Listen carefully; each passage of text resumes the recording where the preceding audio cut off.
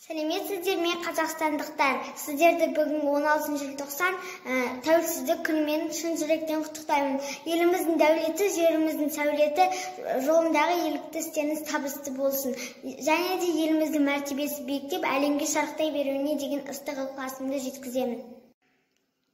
Babamның да арманы осы еді ғой аңсаған, тәуелсіздік таңдары бақ береді баршаға.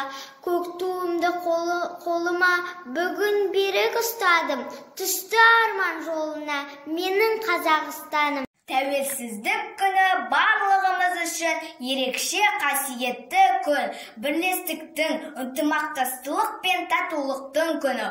Ұлы еліміздің ұлы тағдырын айқындатқан тәуелсіздік күні құтты болсын. Отанымыз Қазақстан гүлденіп, көркейіп, нығая берсін.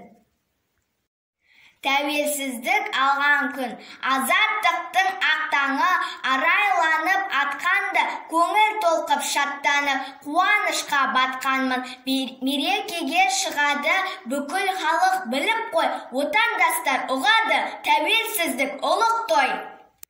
16 желтоқсан тәуелсіздік алған күн.